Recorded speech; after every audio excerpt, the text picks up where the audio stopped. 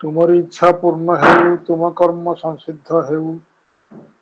आम भक्ति को दृढ़ कर, समर्पण को वर्धित कर, पथ ज्योतिर्मय कर। अंतर आंधेमाने तोते परम अतिश्वर रूपे प्रतिष्ठा करुछु। तू जेपरी समग्र पृथ्वीर परम अधीश्वर होई पारु। आंभमानଙ୍କର ବାକ୍ୟ ଏବେ ବି ଅଜ୍ଞାନାଚ୍ଛନ୍ନ ତାହାକୁ ଆଲୋକିତ କର। ଆମ୍ଭମାନଙ୍କର ଅଭିପ୍ସା ଏବେ ବି ମଳିନ ତାହାକୁ ଶୁଦ୍ଧ କର। ଆମ୍ଭମାନଙ୍କର କର୍ମ ଏବେ ବି ଅସମର୍ଥ ତାହାକୁ ସାମର୍ଥ୍ୟ ଯୁକ୍ତ କର। हे ଭଗବାନ ଏ ପୃଥିବୀ ଆର୍ତ ଶୋକଗ୍ରସ୍ତ ବିଶୃଙ୍ଖଳା ଏହାକୁ ବାସଗୃହ କରିଛି। ଅନ୍ଧକାର ଏତେ ଘନୀଭୂତ ଯେ ଏକମାତ୍ର ତୁ ହିଁ ତାକୁ ଦୂର କରିପାରୁ। ଆସ ପ୍ରକାଶ ହୁଅ, କର୍ମ ତୋର ସଂସିଦ୍ଧ ହେଉ। ମା ଶ୍ରୀ ଅରବିନ୍ଦଙ୍କର ଜୟ ହେଉ। ପ୍ରଭୁ ଶ୍ରୀ ଅରବିନ୍ଦ ଓ ଦିବ୍ୟଜନ୍ୟ ଶ୍ରୀ ମାଙ୍କ ଚରଣରେ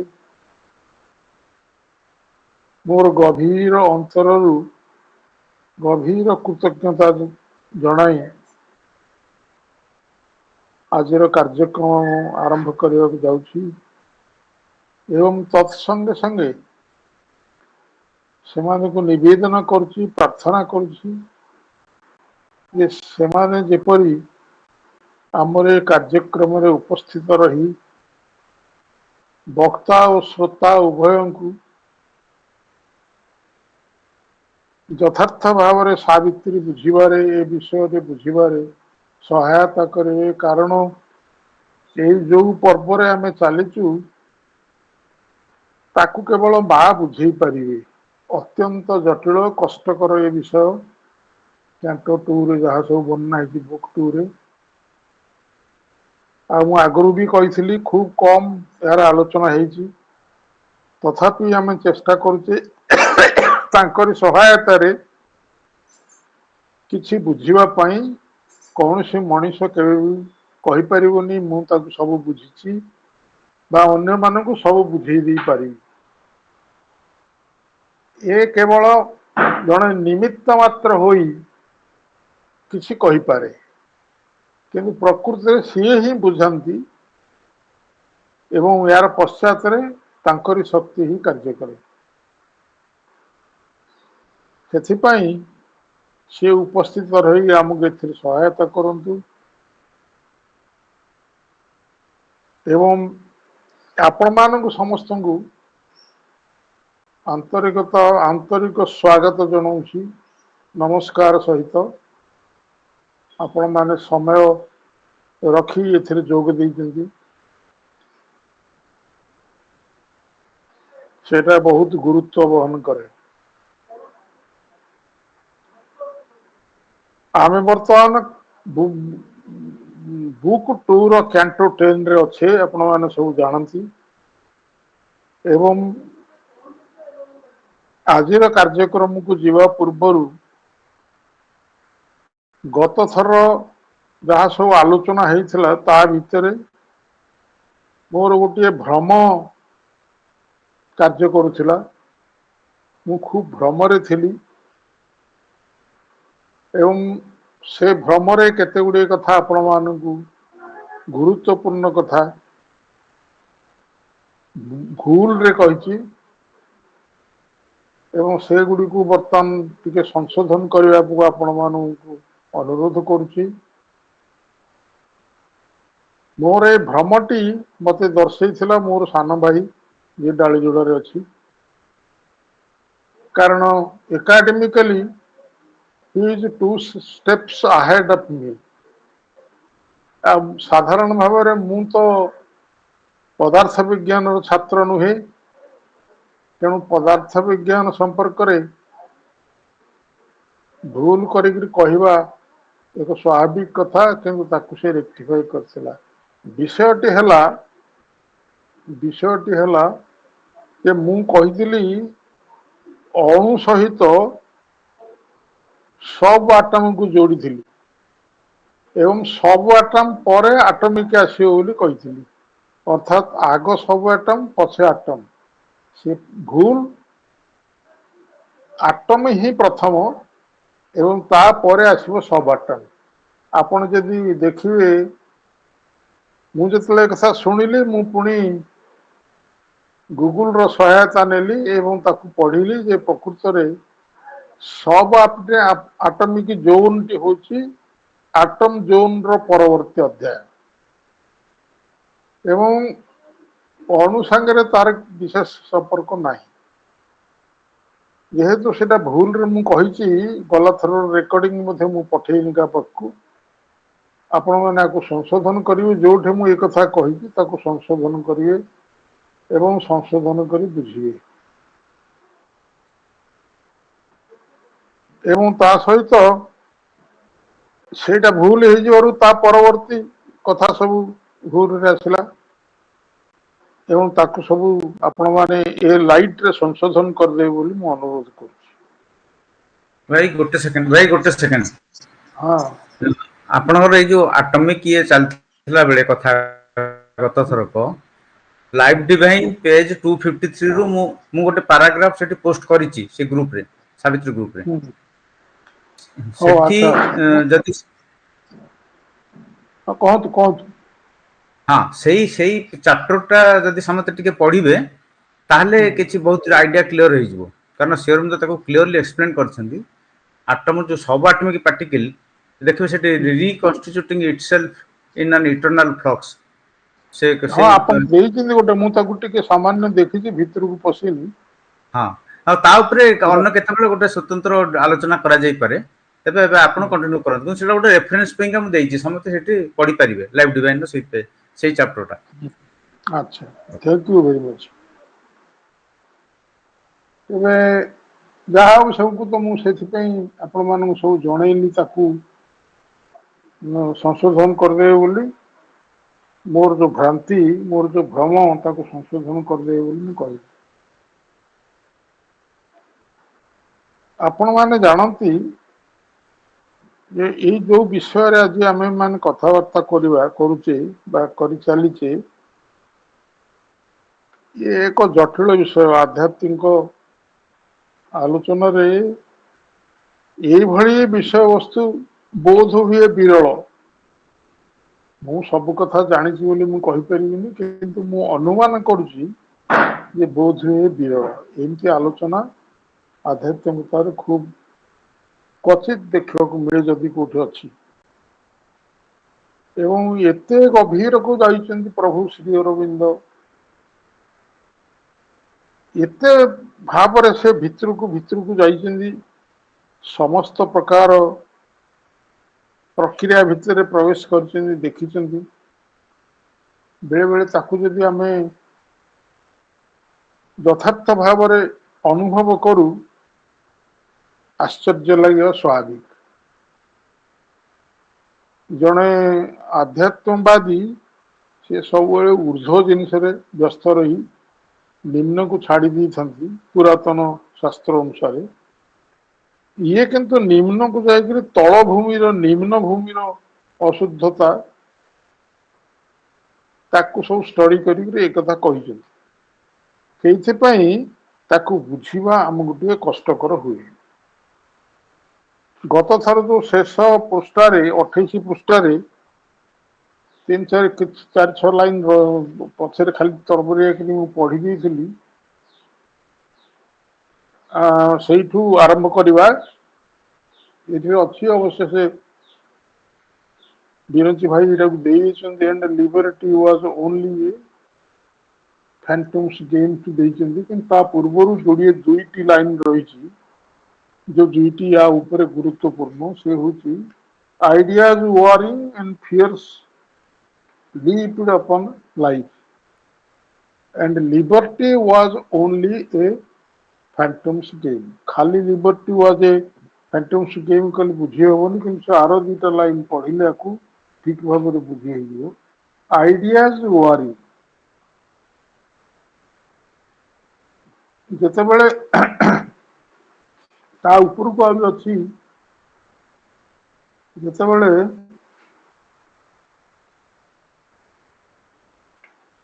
मैटर को निगला एक इंसिडेंट ऑफ बीइंग्स फ्लो ସତ୍ତାର ପ୍ରବାହରେ ମହାଜଡ଼ ଥିଲା ଏକ ଘଟଣା।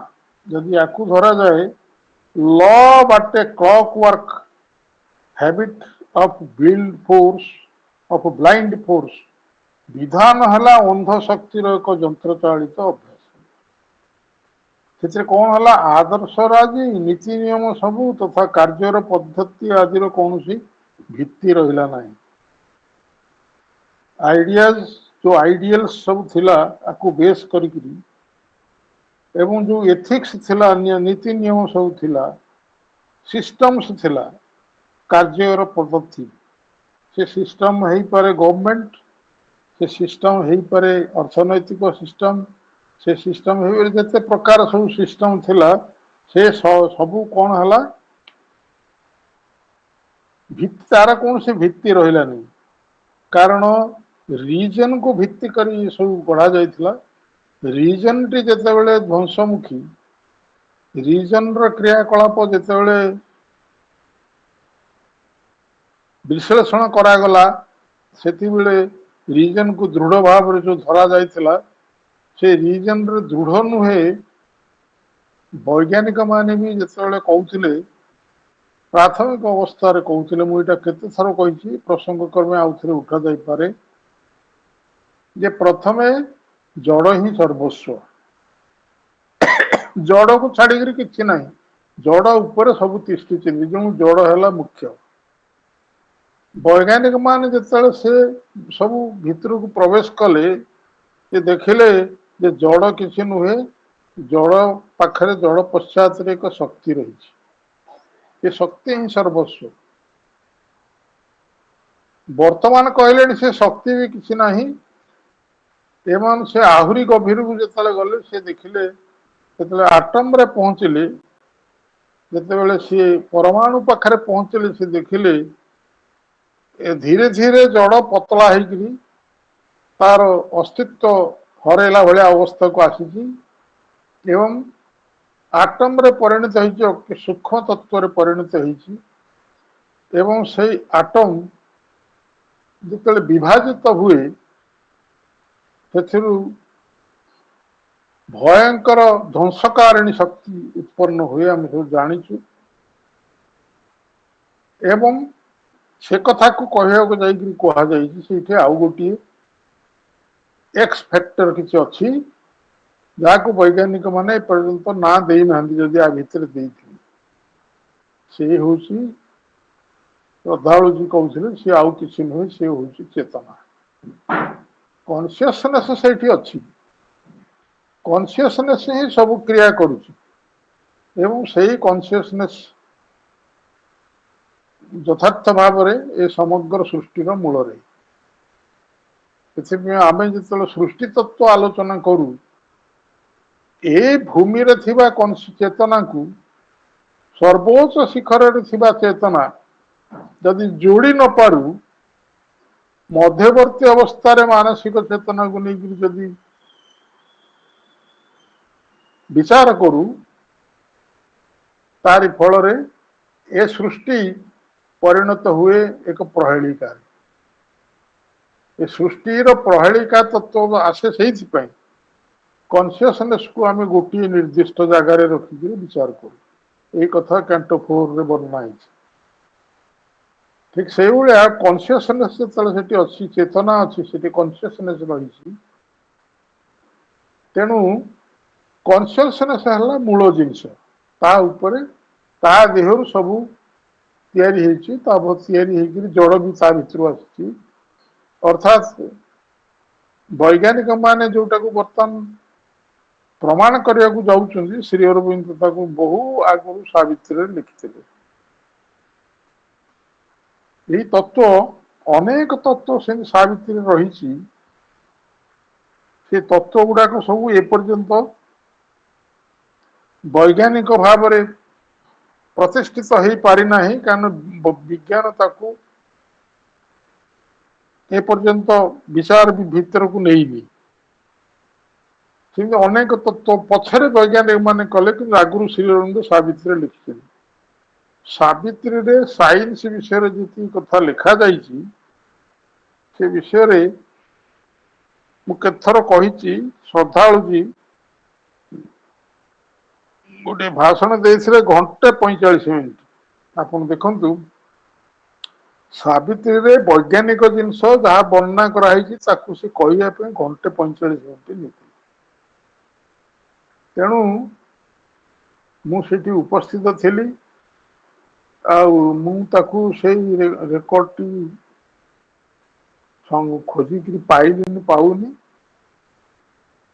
ଯାହା ହଉ ସିଏ ଅନେକ ନୂତନ ବିଷୟ କହିଥିଲେ, ଯେମିତିକି ସାବିତ୍ରୀରେ ଅଛି ଭବିଷ୍ୟତରେ ଦୁଗ୍ଧରୁ କାଚ ତିଆରି ହବ। এটা ହେଇନି ଏପର୍ଯ୍ୟନ୍ତ, କିନ୍ତୁ ଶ୍ରୀ ଅରବିନ୍ଦ କହିଛନ୍ତି glass will be made out of milk. ଏକଥା ବି ଅଛି ସାବିତ୍ରୀ, ଏମିତି ଅନେକ କଥା ରହିଛି। ତେଣୁ ଏ ବିଷୟଟି ମଧ୍ୟ ଶ୍ରୀ ଅରବିନ୍ଦ ଆଗରୁ କହିଛନ୍ତି। ଜଣେ ପ୍ରଶ୍ନକର୍ତ୍ତା ଗୋଟେ ଜାଗାରେ ପ୍ରଶ୍ନ କରିଥିଲେ, ଶ୍ରୀ ଅରବିନ୍ଦ ଏକଥା 30 ମସିହାରେ ଲେଖିଲେ ଏବଂ 1930 ପରେ ଯୋଉ ବୈଜ୍ଞାନିକ ଉଦ୍ଭାବନ ହେଇଛି ତା ଅର୍ଥ ଶ୍ରୀ ଅରବିନ୍ଦ ତାକୁ ଆଗରୁ ଜାଣିଥିଲେ। ତେଣୁ ଆମେ ବର୍ତ୍ତମାନ ଦେଖିବା ଯେ ସେ କହୁଛନ୍ତି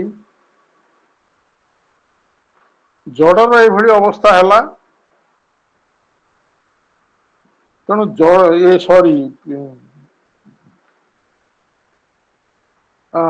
ରିଜନର ଏଭଳି ଅବସ୍ଥା ହେଲା ବିଚାର ବୁଦ୍ଧିର। ବିଚାର ବୁଦ୍ଧିକି ନେଇକରି ଯୋଉ ଆଦର୍ଶ ରାଜ୍ୟ ତିଆରି ହେଇଥିଲା, ନୀତି ନିୟମ ସବୁ ତିଆରି ହେଇଥିଲା, କାର୍ଯ୍ୟର ପ୍ରବୃତ୍ତି ଆଦିର କୌଣସି ଭିତ୍ତି ରହିଲା ନାହିଁ, ସେ ଭାଙ୍ଗିଗଲା। ଯଥାଶୀଘ୍ର ସେ ସବୁ ଧ୍ୱସ୍ତ ହେଲେ ଅଥବା ଅନନୁମୋଦିତ ହେଇକି ବଞ୍ଚି ରହିଲେ। ଯଦି ବି ସେ ଅଛନ୍ତି ସେ ଆଉ ଅନୁମୋଦନ ଭିତରକୁ ଆସିନାହାନ୍ତି। ସବୁ କିଛି ହୋଇ ଉଠିଲା ଏକ ସମ୍ପୂର୍ଣ୍ଣ ବିଶୃଙ୍ଖଳା, ଏକ କଷ୍ଟକର ଉତ୍ତୋଳନ ଏବଂ ଏକ ସଂଘାତ ଓ ସଂଘର୍ଷ। ୟା ପରେ ସେ ଦିଟା ଲାଇନ ଆସିଛି, ideas warring, fear slipped upon life. ପରସ୍ପର ଯୁଦ୍ଧରତ ଏବଂ ହିଂସ୍ର ଧାରଣାର ଆଜି ଜୀବନ ଉପରେ ଲମ୍ଫ ପ୍ରଦାନ କରେ। ଯେତେବେଳେ ସବୁ ଭାଙ୍ଗି ଭୁଙ୍ଗିକିରି ଗଲା, ତେଣୁ ଏ ଯୋଉ ଆଇଡିଆ ସବୁ ଥିଲା ପରସ୍ପର ଭିତରେ ଯୁଦ୍ଧରତ ହେଲେ, ମୋର ଆଇଡିଆ ଠିକ ତାର ଆଇଡିଆ ଭୁଲ, ଆଇଡିଆକୁ ଆଇଡିଆ ଯୁଦ୍ଧ ସଂଘର୍ଷ ହେଲେ ଇତ୍ୟାଦି ହେଲା। ଏହି ଅବସ୍ଥାରେ ଗୋଟିଏ ଘଟଣା ଘଟିଲା। ସେ ଘଟଣା କଣ? ଏ hard compression held down anarchy. ୟାରି ଫଳରେ ଯୋଉ ଆନାର୍କି ହେଇଥାନ୍ତା, ଯୋଉ ଅରାଜକତା ହେଇଥାନ୍ତା, ତାକୁ ଏକ କଠିନ ଉତ୍ପୀଡନ କାହା ଦ୍ୱାରା ନା ଆମେ ଭିତରେ କେବଳ ବିଚାର ବୁଦ୍ଧି ବାହାରେ ଆଉ ଯୋଉ ସବୁ ଶକ୍ତି ଆମ ଭିତରେ ରହିଛନ୍ତି, ସେ ଦିଗରୁ ଏକ କମ୍ପ୍ରେସନ, ଏକ କଠିନ କମ୍ପ୍ରେସନ ଅଟକେଇକି ରଖିଲା, ଯେ ଦବେଇକିରି ରଖିଲା, ଅରାଜକତା ନ ହଉ, ଆଗକୁ ଯିବାକୁ ଦେଲା ନାହିଁ। And liberty was only a phantom's name। ଯୋଉ ମୁକ୍ତି କଥା କୁହାଯାଉଥିଲା, ସେ ମୁକ୍ତି ବର୍ତ୍ତମାନ ଆଉ କିଛି ନୁହେଁ। ସ୍ୱାଧୀନତା ହେଲା କେବଳ ଏକ ଛାୟା ମୂର୍ତ୍ତିର ନାମ। ସ୍ୱାଧୀନତା ଛାୟା ମୂର୍ତ୍ତିର ନାମ ହେଇଗଲା। ତା ଫଳରେ କଣ ଘଟିଛି? ସ୍ୱାଧୀନ ଲିବର୍ଟି ହେଲା କଣ? ତାପରେ କଣ ହଉଛି? ସୃଷ୍ଟି ଏବଂ ପ୍ରଳୟ ନିରସ୍ତ୍ର ହୋଇ, ସୃଷ୍ଟି ଆଉ ପ୍ରଳୟ, ଅସ୍ତ୍ର ନାହିଁ ତାଙ୍କ ପାଖରେ, ନିରସ୍ତ୍ର ହୋଇ ପରସ୍ପର ବାହୁ ଛନ୍ଦିତ ହୋଇ ଦ୍ରୁତ ନୃତ୍ୟରତ ହେଲେ। ଅର୍ଥାତ୍ ସୃଷ୍ଟି ହେଲା, ପୁଣି ପ୍ରଳୟ ହେଲା, ସୃଷ୍ଟି ହେଲା, ପୁଣି ପ୍ରଳୟ ହେଲା, ପରସ୍ପର ଭିତରେ ବାହୁ ଛନ୍ଦିତ ହେଇକିରି ଏଇଭଳି ନୃତ୍ୟ କରିକି ଚାଲିଲେ। ଏକ ବିଦୀର୍ଣ୍ଣ ଓ ପ୍ରକମ୍ପିତ ପୃଥିବୀ ବକ୍ଷରେ। ତାରି ଫଳରେ କଣ ହେଲା? ବିଦୀର୍ଣ୍ଣ ପୃଥିବୀ ବିଦୀର୍ଣ୍ଣ ହେଇଗଲା। କିଛି ରହିଲାନି ପୃଥିବୀରେ, ବେଶ ରହିଲାନି। ଜଡଟା ଯେତେବେଳେ ଏଭଳି ଅବସ୍ଥାକୁ ଆସିଲା, ତାର ବେଶ ରହିଲାନି। तारि फल कौन है पृथ्वी विभिन्न है प्रकम्पित है पक्षरे सबकि महाकाली नृत्यर एक जगत मध्य को चक्राकार आवृत्त हो चलला महाकाली कहीं आसिले महाकाली किए महाकाली कोठे नृत्य करुले आम पुराण रे देखिचे शिव शोचंती एवं महाकाली नृत्य करके छाती ऊपर भी से नृत्य कर कौन इंडिकेट कर Shri Aurobindo thoughts and aphorism भी लिखिं जे परम पुरुष जो जीए ए सृष्टि की धारण करके आम सच्चिदानंद कहू सच्चिदानंद ही ए पृथ्वी हर्ता करता सीए ए पृथ्वी को धारण कर गीतार कही उतीर्ण कर सब शून्य हो ध्वंस हो तेणु सच्चिदानंद मूल वस्तु जो सच्चिदानंद को परम परात्पर अनादि अनंत निराकार प्रथम निम्न को खसई सृष्टि करने तेणु सी धारण कर सृष्टि से जो परम परात्पर से जो सच्चिदानंद ताकर गोटे क्रिया रहा आपको सुजोग देले नहीं सी आपन देखिए कैंटो 4 रे पुरुष प्रकृतिर वर्णना रे प्रकृति जहा करुचंती ताको पुरुष अनुमोदन कले भल हो खराब हो ताको सब अनुमोदन कले एवं एमती किसी नाही जार फल रे प्रकृति को से सबू हस्तांतर करदेले प्रकृति सब क्रिया कला से निजे पड़ी रहिले एवं प्रकृति ऊपर कार्य कर चलिले ए सिंबल देखा पुरुष पड़ी रहा प्रकृति नृत्य करवा ये केतेबेले हुए ना जितेबले चतुर्पार्श्व केवल ध्वंसर वातावरण हुए से ध्वंस भितर सृष्टि आउ एक नूतन जिनस प्रलय तैयारी हेवा भली कार्यपाई महाकाली नृत्य करते से विषयटा को ये सूचई प्रभु सबकि महाकाली नृत्य एक जगत मध्य को गला कारण ता भितर एक नूतन जिनस उठी फुटी उठ कारण तार पश्चात पुरुष अच्छा तार पश्चात सच्चिदानंद अच्छा से उठी आसवे कथा आज कागज अच्छी on the bosom of a torn and quaking earth all reeled into a world of Kali's dance सब किसी महाकाली नृत्य एक जगत मध्य को चक्राकार आवर्तित हो चली फल कौन है दस tumbled sinking sprawling in the void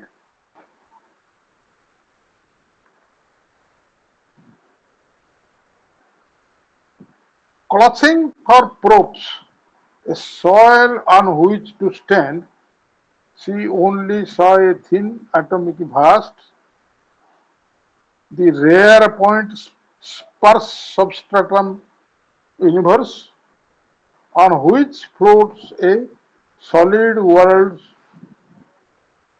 phenomenal face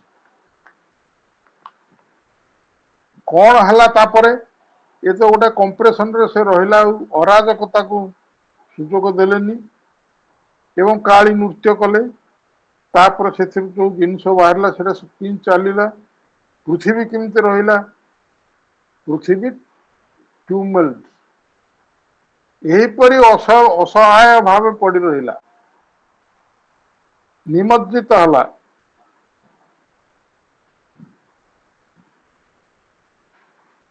sinking swirling in the void किए क्या पिछले घटला क्या घटला असहाय भाव पड़ रही निमज्जित होई महाशून्य रे अनियमित भाव विस्तारित हो बाउलिंग अर्थ अनियमित खेले ही पड़ा ଖେଳେଇ ହେଇକି ପଡିବା ଅନିୟମିତ ଭାବେ, ନିୟମିତ ଭାବେ ଗୋଟେ ଧାରାରେ ନୁହେଁ, ଯୋଉଠି ଯେଠି ସେଠି ହଉ ଖେଳେଇ ହେଇକିରି ପଡିଲା। ଯେମିତି ଗଲା ଥର ଆମେ କହିଥିଲେ ଅଣୁ ଯେତେବେଳେ ଜଡରୁ ଅଣୁ ତିଆରି ହେଲା, ସେ ଅଣୁ ନୃତ୍ୟ କରିଲା। ନୃତ୍ୟ ଅର୍ଥ ସେ ଏଠି ସେଠି ସେଠି ଏଠି ଯେମିତି ନର୍ତ୍ତକୀ ଗୋଡ ଗୋଡ ପାଦ ପକାଏ, ଭିନ୍ନ ଭିନ୍ନ ଅବସ୍ଥାରେ ଭିନ୍ନ ଭିନ୍ନ ଦେଖାଏ, ସେମିତି ଅଣୁ ଏକଦମ ସୂକ୍ଷ୍ମ ହେଇକି ଏଠି ସେଠି ସେଠି ଏଠି ପାଦ ପକେଇଲା। କାହା ସାଙ୍ଗରେ କେତେବେଳେ ମିଶିକିରି ଗୋଟେ ରୂପ ତିଆରି କରିଦେଲା। ଏସବୁ ଆର୍ଥର ମୁଁ ପଢିଛି। ତେଣୁ ଅଣୁ ଭିତରୁ ସେ ସବୁ ନାନା ରୂପ ସୃଷ୍ଟି ହେଲେ। ସେଥିରେ ବିପରୀତ ମୁଖୀ ବି ହେଲେ। ପୁରୁଷ ତ ସବୁ ଗ୍ରହଣ କରିଛନ୍ତି, ତେଣୁ ୟା ଭିତରେ କିଛି ହସ୍ତକ୍ଷେପ କଲେନି। ସୃଷ୍ଟି ଯାହା ତିଆରି କରୁଛନ୍ତି, ପ୍ରକୃତି ଯାହା ତିଆରି କରୁଛନ୍ତି, ତାକୁ ଅନୁମୋଦନ କଲେ। ଏ ଫଳରେ କଣ ହେଲା? ଜଡର ଅବସ୍ଥା କଣ ହେଲା, ଏଇ ରିଜନର ଅବସ୍ଥା କଣ ହେଲା, ସେ କଥା ଏଥିରେ ବର୍ଣ୍ଣନା ହେଇଛି। ରିଜନ ଅସହାୟ ହୋଇ ପଡି ରହି, ବିମଜ୍ଜିତ ହୋଇ ମହାଶୂନ୍ୟରେ ଅନିୟମିତ ଭାବେ ବିସ୍ତାରିତ ହେଇଗଲା। ଅନିୟମିତ ଭାବେ ଯୋଉ ବିସ୍ତାରିତ ହେଲା, ଅଣୁ ଏଠି ସେଠି ସେଠି ଏଠି ପଡିଲା, କିଛି ନିୟମ କାନୁନ ଭିତରେ ନାହିଁ, ଯୋଉଠି ପଡୁ ପଡୁ ଯୋଉଠି ପଡିଲା, ଏଇଭଳି ଭାବରେ ବିସ୍ତାରିତ ହେଲା। ବିସ୍ତାରିତ ହେଇକରି କଣ ଖୋଜିଲା? ଦୃଢ ଭାବରେ ଧରିବା ପାଇଁ ଆଶ୍ରୟ ନିମିତ୍ତ ବ୍ୟାକୁଳ ହୋଇ, ଏ କୋଉଠି ଗୋଟେ ଧରିକିରି କେମିତି ମୁଁ ଦୃଢ ଭାବରେ ରହିବି, ସବୁ ତ ନଷ୍ଟ ହେଇଗଲା, ମୁଁ ତଳ ଆଡୁ ବେଶ ନଷ୍ଟ ହେଇଗଲା, ଧରିକିରି ନିମଜ ରହିବି, ଯାହା ଉପରେ ଦଣ୍ଡାୟମାନ ହେବା ନିମିତ୍ତ ଏକ ଭୂମି ସେ ଆବଶ୍ୟକ କରୁଛି। କାହା ଉପରେ ଠିଆ ହବ, କୋଉ ଭୂମି ଉପରେ ଠିଆ ହବ, ଏବଂ କ୍ଲଚିଂ ଫର ପ୍ରୋପ ଅର୍ଥ ଆଶ୍ରୟ, ଦୃଢ ଭାବରେ ଧରିବା ପାଇଁ ଆଶ୍ରୟ ନିମିତ୍ତ ବ୍ୟାକୁଳ ହୋଇ, a soil on which see to stand, ଏକ ଭୂମି ଆବଶ୍ୟକ କଲା, ଯାହାରି ଉପରେ ସେ ଠିଆ ହେଇକି ରହିବ। ଏ ଅବସ୍ଥାରେ ସେ ଭୂମି ଖୋଜିବା ଭିତରେ କୋଉଠି ପହଞ୍ଚିଲା? She only saw a thin atomic vast. ଜଡ କଣ ହେଇଛି? ଆଟମ ଆଡକୁ ପଳେଇଛି, ଅର୍ଥାତ୍ ଶୂନ୍ୟ ଅବସ୍ଥାକୁ ପଳେଇଛି। ଏ ଭୂମି କାହିଁ କାରି ଉପରେ ସେ ଠିଆ ହବ? ତେଣୁ ସେ କହୁଛନ୍ତି ଓନ୍ଲି ସ ଏ ଥିନ୍ ଆଟମିକ ଭାଷ୍ଟ। ସେ ବିଚାର ବୁଦ୍ଧି କେବଳ ଦେଖିଲା ଏକ ସୂକ୍ଷ୍ମ ପରିମାଣ ବିଶାଳ ବିସ୍ତୃତି। ଯେତେବେଳେ ପରମାଣିକ ବିଶାଳ ବିସ୍ତୃତି ହେଲା, ସେ ସୂକ୍ଷ୍ମ ହେଇଗଲା। ଏଠି ସେଠି ଅଣୁ ସବୁ ବୁଲିକିରି ଚାରିଆଡେ ବୁଲିକିରି ହେଲେ, ତାରି ଉପରେ ସେ ଠିଆ ହେବା ପାଇଁ ଜାଗା ଖୋଜିଲା। କୋଉଠି ମିଳିବ? ଦି ରେୟାର ପଏଣ୍ଟ ସ୍ପାର୍ସ ସବଷ୍ଟ୍ରାଟମ୍ ୟୁନିଭର୍ସ, ସବଷ୍ଟ୍ରାଟମ୍ ୟୁନିଭର୍ସ,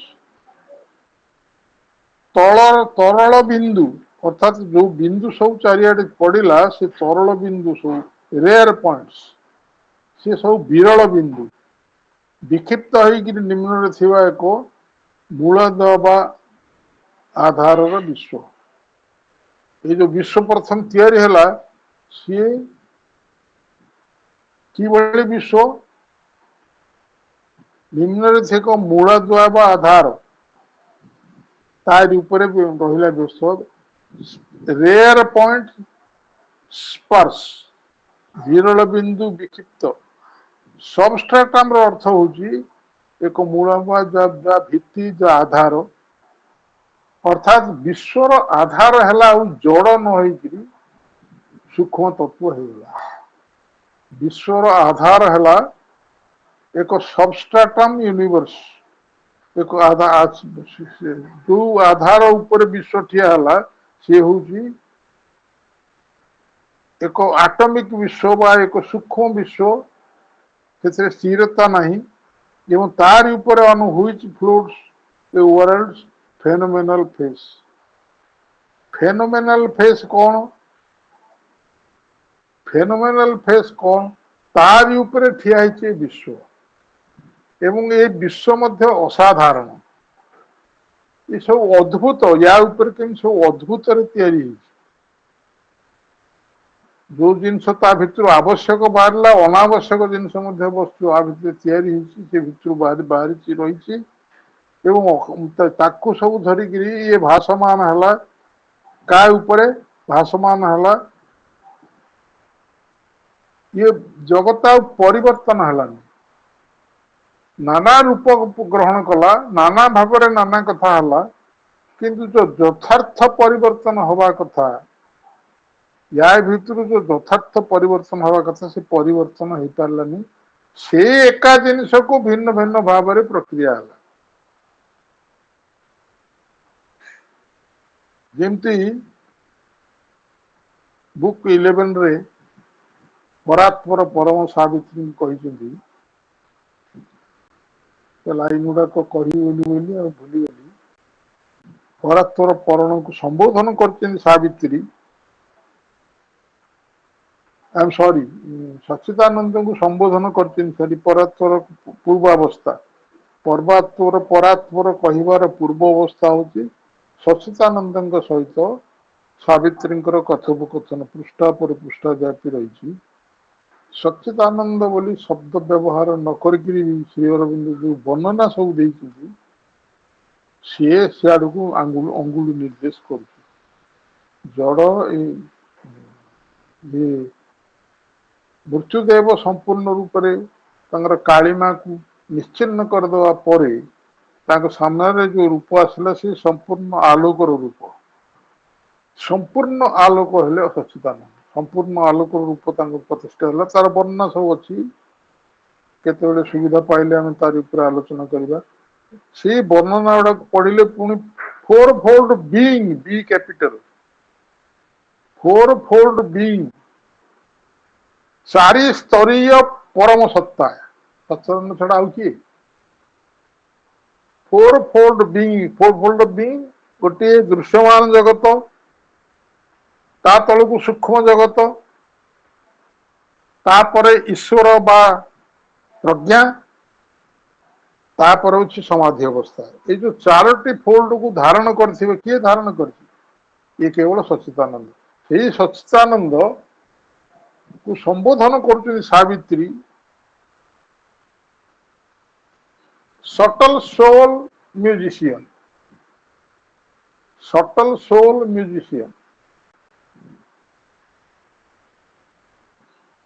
सूक्ष्म आत्मा रूपे संसार में प्रतिष्ठित होता म्यूजिशियन हो तुम सूक्ष्म तत्व सटल आत्मा एक सूक्ष्म तत्व आत्मा रे प्रतिष्ठित होती जगत आत्मा रे अच्छा सूक्ष्म सटल से धारण कर तुम्हें हूँ म्यूजिशियन एवं से लाइन रे इमती चमत्कार जिनस अच्छी सहज बुझी हेनी सावित्री कहते तुम्हें जगत टाक तैयारी कर तुम गोटे म्यूजिशियन कौन करे ना गोटे नुआ संगीत बाहर करने पूर्वर म्यूजिशियन कौन करे तार गोटे जंत्र दरकार कौन म्यूजिशियन नुआ संगीत बाहर करने पूर्वर जंत्र साहाय्य दिए कि हारमोनियम हो बंशी हो अन्य कौन सी जंत्र हो तारी ऊपर बेस कर स्वरटी रचना करे से संगीतटी बा स्वरटी रचना करे सेमती सच्चिदानंद सावित्री कहते मते बंशी करी आपण ए संसार संगीत रचना संसार रूपी संगीत रचना करते ये संसार रूपी संगीत आपण रचना करते से संबोधन कर सटल फिजिकल सटल आत्मा म्यूजिशियन तुम जो जंत्र दरकार मुझे से जंत्र मु किए ना मु गोटे फंपा बंशी खंटी एवं ता भीतर 7टी कणा अच्छी 2000 माई स्टॉप्स स्टॉप शब्द अच्छी सावित्री 2000 माई स्टॉप्स से शब्द को लेकिन तुम्हें संसार रूपी म्यूजिक टी तैयारी कर किंतु जो म्यूजिक तैयारी कर से दुख जंत्रणा मृत्यु कबलित होकर रही संगीतर गोटे भाग या शीघ्र सारी दियो एवं संगीतर जो परवर्ती भाग रहा जी आनंद आलोक दुख जंत्रणाहीन एवं मृत्युहीन जीवन से संगीतटा शीघ्र आण एवं मु से बंशी रही इत्यादि कथा सब कराई तेणु ये सब जिनस बड़ चमत्कार भाव में प्रभु तक लिखिं सो ये आसला कौन the rare point sparse subtum universe on which floats a solid world's phenomenal face. phenomenal कौन phenomenal face का कहा जाए जगतर असाधारण मुखमंडल अर्थात ये जो जगत तैयारी से खाली रूप गुड़े देखा से रूप भितर नूतनत्व किसी ना से रूप भिन्न भिन्न प्रकार से गोटे भूमि रे देखा तार आउ किसी रूप स्वरूप ना से मुझे कथा कहूँ तेणु सावित्री सच्चिदानंद कहते तुम आर रूपटा देखाओ जो रूप संसार देखौ से रूप सारी शीघ्र परवर्ती रूपटा को देखाओ जहा उपरे भाषमान एक दृढ़ अपरिवर्तनीय जगतर असाधारण मुखमंडल तापर कहते alone a process of events was there ये क्लियर हो गला से फेनोमेनल कौन alone a process of events सेठारे थिला के घटनावलीर केवल एक प्रक्रिया ए घटना आउ गोटे घटना आउ गोटे घटना आउ गोटे घटना आउ गोटे घटना एपरी घटी घटी चलला किंतु सी आउ किसी परिवर्तन हलानी जदियो बाहर को परिवर्तन भली जनागला किंतु सी जहा थिला ता भूमिटा सेम रहिला दैट इज फेनोमेनल फेस भासिला तारी ऊपर and nature's plastic and protein change and strong by death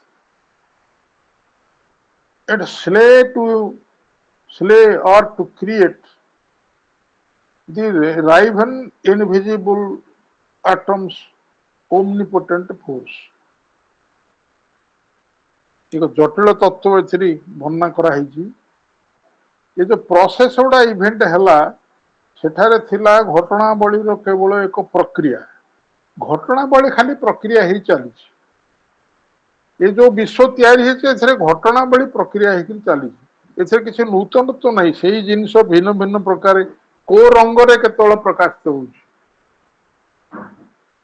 किंतु मेटेरियल सेम ताकू नहीं भिन्न भिन्न प्रकार मेटेरियल रे किसी परिवर्तन है से कथा सावित्री कहते सच्चिदानंद को ये मेटेरियल रे परिवर्तन करी आर जगत को सृष्टि कर तेणु से कहते विश्व प्रकृति नमनीय यथाशीघ्र हो चल यहाँ कौन है सेठारे घटनावली केवल एक प्रक्रिया थिला एंड नेचर्स प्लास्टिक विश्व प्रकृति नमनीय प्लास्टिक शब्द मुझे आरथर कही जहाँ सहजरे परिवर्तन करहब नमनीय से ना तेणु प्लास्टिक एंड प्रोटीन प्रोटीन अर्थात यथाशीघ्र हो चली बहुरूपी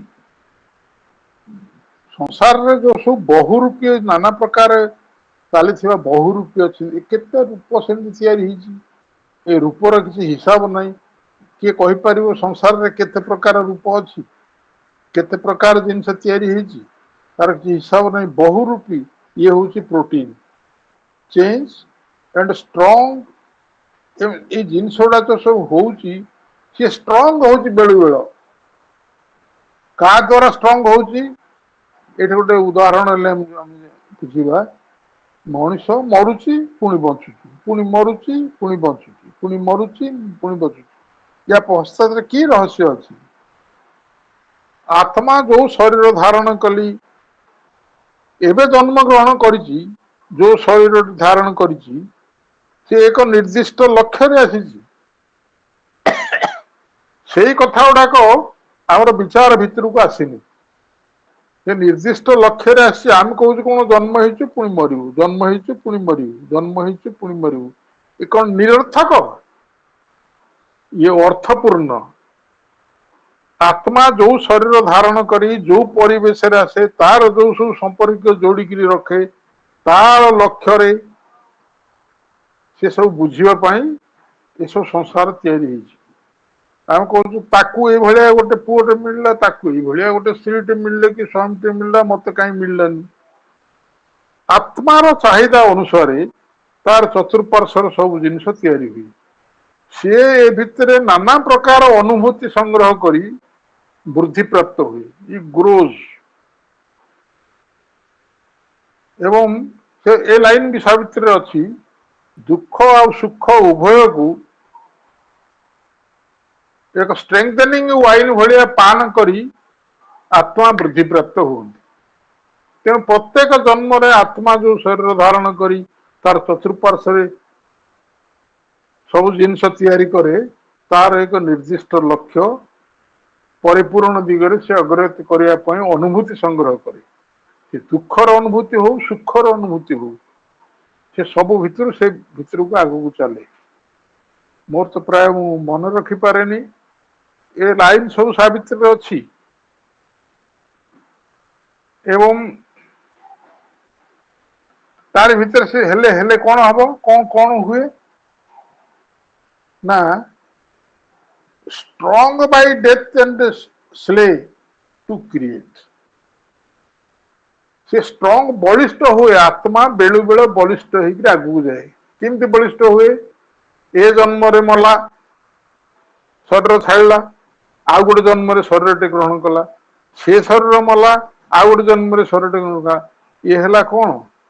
ଏସବୁ ଜିନିଷ ହେଲା କୋଉ କାହା ଦ୍ଵାରା? ସେ ନିଧନ ଓ ସୃଜନ। ତାର ମୃତ୍ୟୁ ଲୋଭିଲା, ପୁଣି ସୃଜନ ହେଇକିରି ଆଉ ଗୋଟେ ଜନ୍ମରେ ଆସିଲା। ଏବଂ ଏସବୁ ଧୀରେ ଧୀରେ ମୃତ୍ୟୁ ଦ୍ୱାରା ବଳିବାନ ହେଇକି ଚାଲିଲା ଆତ୍ମା ଭିତରେ। ତେଣୁ ନିଧନ ଆଉ ସୃଜନ ଭିତରେ ଦେଇକିରି ବିଦୀର୍ଣ୍ଣ ଅଦୃଶ୍ୟ ପରମାଣୁର ସର୍ବଶକ୍ତିମାନ ହେଲା ରାଇଭେନ୍ ଭିଜିବୁଲ ଆଟମ୍ସ ଓମନିପୋଟେଣ୍ଟ ଫୋର୍ସ। ବିଦୀର୍ଣ୍ଣ ଅଦୃଶ୍ୟ ପରମାଣୁର ସର୍ବଶକ୍ତିମାନ ଶକ୍ତି।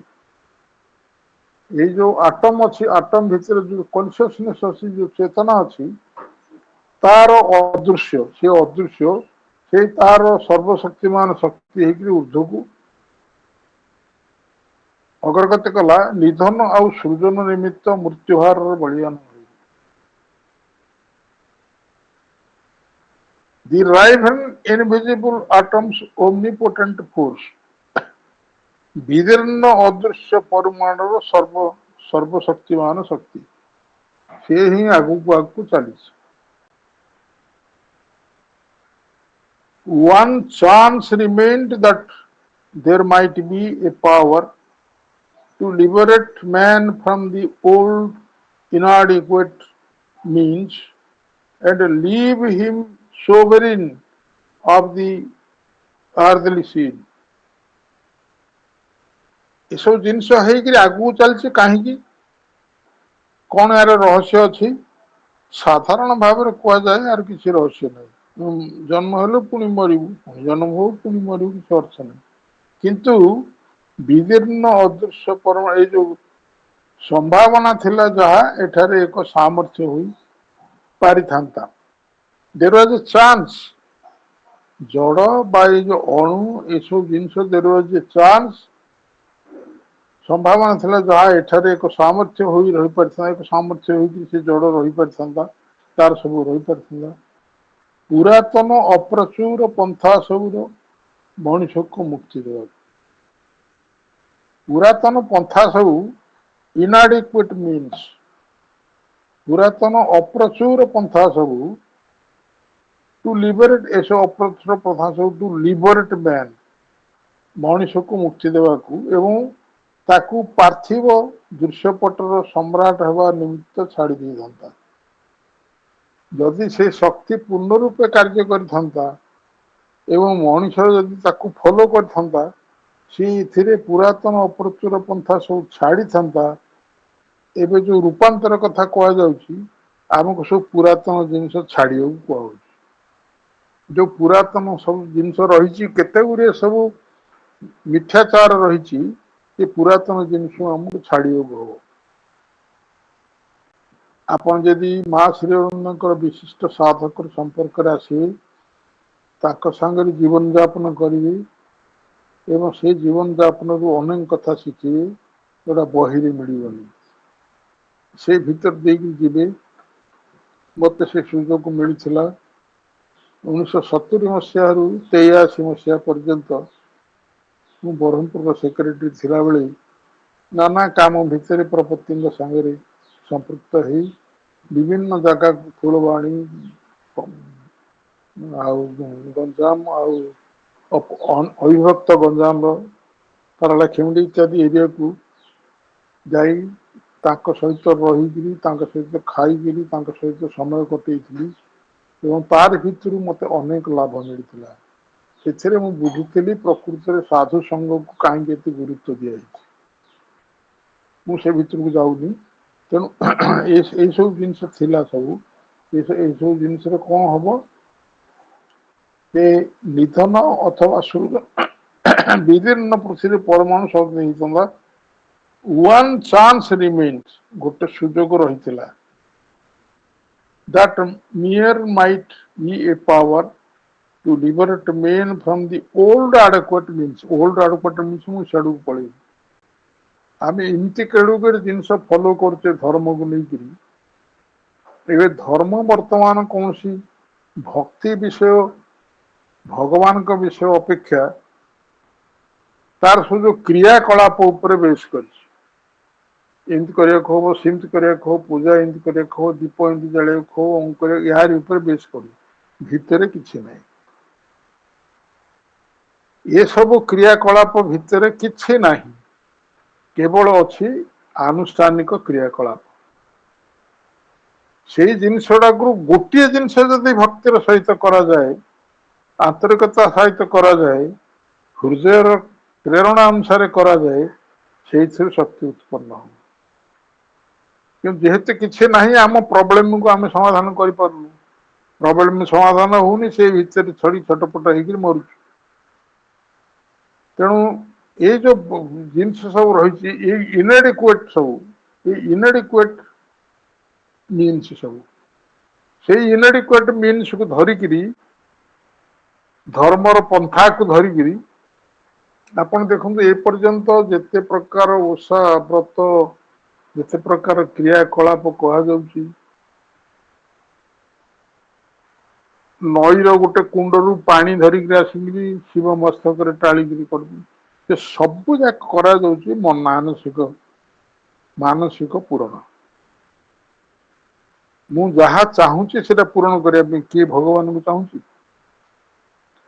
मो प्रभु मु तम भाया हवा को चाहूँगी प्रभु मु तम आड़ को जीवा चाहूँगी प्रभु मते से दिगरे परिवर्तन कर गोटे उषा व्रत कर लोक पचारू से कथा चाहूँगी सी चाहूँगी पुओटे ना पुओटे दियो सी चाहूँगी पुओटी पाठ पढ़ुचे फास्ट कर ये सब जिन चाहूँगी कि भगवान को किए चाहूना ये ओषा व्रत वृथा सब जोरे आनंद जो किसी आंतरिकता ना जी भगवान को चाहबनी से आमको कहुई आस्पृहा कर ताकू चाहिए आस्पृहा कर आप ध्यान प्रार्थना प्रार्थना टाक देखिए माँ जो प्रार्थना सब कर विशेषकर 1914 मसीह जिते से श्रीरंजन को देखी नथिले से प्रार्थना गुड़ाक कौन अच्छी से प्रार्थना गुड़ाक सब जब निर्दिष्ट भाव में पाठ करा जाए से भितर सब रस बाहर मुझे कौन कर से भितर आसो किंतु प्रकृति में धार्मिक व्यवस्था जे सब कार्य करा जाए से सब किसी ना कहुई इनएडिक्वेट मीन्स एवं liberate man from the old inadequate means. Old inadequate means ଅପ୍ରଚୁର ପନ୍ଥା ସବୁ ମଣିଷର ମୁକ୍ତି ଦବାକୁ ପୁରାତନ ଅପ୍ରଚୁର ପନ୍ଥା ସବୁ ଏସବୁ ଅପ୍ରଚୁର ପନ୍ଥା ସବୁ and leave him sovereign of the earthly scene ଏବଂ ତାକୁ ପାର୍ଥିବ ଦୃଶ୍ୟପଟର ସମ୍ରାଟ ହେବା ନିମିତ୍ତ ଛାଡ଼ି ଦେଇଥାନ୍ତା। ଏ ଚାନ୍ସଟା ଥିଲା, ଏ ସୁଯୋଗଟା ଥିଲା। ଯଦି ମଣିଷ ଠିକ ଭାବରେ ଏସବୁ କାର୍ଯ୍ୟ କରିଥାନ୍ତା, ଏ ସୁଯୋଗଟା ଥିଲା ଯେ ପୁରୁଣା ଜିନିଷକୁ ଭୁଲି ପୁରୁଣା ଜିନିଷକୁ ଛାଡ଼ି ପୁରାତନ ଅପ୍ରଚୁର ପନ୍ଥାକୁ ଛାଡ଼ି ଅର୍ଥାତ୍ ଗୋଟେ ବାକ୍ୟରେ କହିବାକୁ ଗଲେ କେବଳ ଭଗବାନଙ୍କୁ ଚାହିଁବା।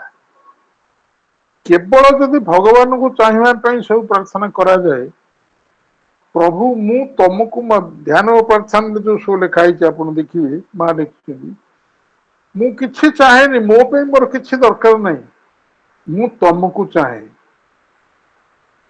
ତୁମେ ହିଁ ମୋ ପାଖକୁ ଆସ, ତୁମେ ହିଁ ମତେ ଧାରଣ କର। ସେଥିପାଇଁ ପ୍ରଭୁ ଗୋଟିଏ ବାଣୀ ଦେଇଛନ୍ତି, ତୁମ ହୃଦୟ ଭିତରେ ଗୋଟେ ଜିନିଷ ଯେତେବେଳେ ସ୍ଥାପନ କରିବ ସେ ସବୁ ଜିନିଷ ତାରି ଭିତରେ ହେବ। ସେଠି କଣ ଇନଭର୍ଟେଡ କମା ଭିତରେ ପ୍ରଭୁ ଲେଖିଛନ୍ତି, ମଦର ଲଭ୍ସ ମି ଆଇ ଏମ୍ ହର୍ସ। ମା ମତେ ଭଲ ପାଆନ୍ତି, ଏ ମୁଁ ତାଙ୍କର। ଏଇଭଳି ଜିନିଷକୁ ଯଦି ହୃଦୟରେ ସଦାସର୍ବଦା ସ୍ଥାପନ କରିବ, ସ୍ଥାପନ କରି ରହିବ, ମା ତୁମ ପାଇଁ ସବୁ କିଛି କରିବେ। ଆମେ ଯେତେବେଳେ କୌଣସି କ୍ରିୟା କରୁଛେ ସେଥିରେ ଯଦି କୃତଜ୍ଞତାର ଭାବ ଆମର ନାହିଁ, ଭଗବାନ କଲେ ବୋଲି ନାହିଁ, ଅମୁକ ଲୋକ କରିଦେଲା, ସମୁକ ଲୋକ କରିଦେଲା, ମୋର ଏଇ କ୍ଷମତା ଥିବାରୁ ମୁଁ ଏଇଟା କରିଦେଲି, ଏଇ ଭାବଟା ଯେତେବେଳେ ଆମେ ଛାଡିବା, ସବୁ ଭଗବାନ କରୁଛନ୍ତି ବୋଲିକିରି ହୃଦୟଙ୍ଗମ କରିବା, ମା ମୋ ପାଖରେ ଥାଇକିରି ସବୁ କଥା କରୁଛନ୍ତି ବୋଲି ହୃଦୟଙ୍ଗମ କରିବା, ତାହେଲେ ଲେଖିଛନ୍ତି ସେ ଯୋଉ କଥାରେ, ତୁମେ ଯଦି ସଦାସର୍ବଦା ଆନନ୍ଦରେ ରହିବାକୁ ଚାହଁ, ହୃଦୟରେ କୃତଜ୍ଞତାର ଭାବକୁ ସ୍ଥାପନ କର। ଶ୍ଵେତ ଗୋଲାପରେ ଏଇ ବାକ୍ୟ ଅଛି, କୃତଜ୍ଞତାକୁ ସବୁ ସିଏ କରୁଛନ୍ତି। ଆଜି ଭଲ ଖାଇବାକୁ ମିଳିଲା ସିଏ କଲେ, ଆଜି ରୋଗ, ଆଜି ସବୁ ଯେତେ ପ୍ରକାର ସବୁ ରୋଗରୁ ସୁସ୍ଥ ହେଲେ ସିଏ କଲେ।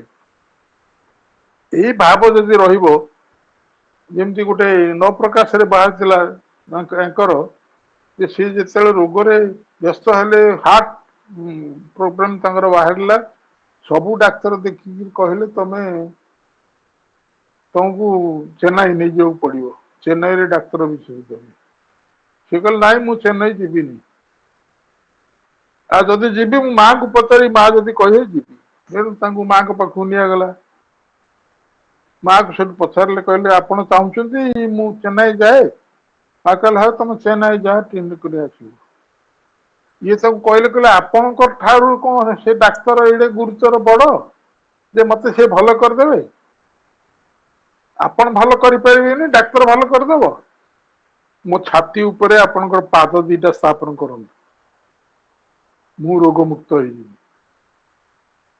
ତାକୁ ନିଆଗଲା ଗୋଟେ ଟ୍ରେରେ, ମା ତାଙ୍କର ପାଦ ଦିଟା ତାଙ୍କ ଛାତି ଉପରେ ରଖିଲେ ଏବଂ ସେ ରୋଗ ମୁକ୍ତ ହେଇଗଲେ। ଆମ ଭିତରେ ଏଇଭଳି ଭାବ ଆସିବ କି?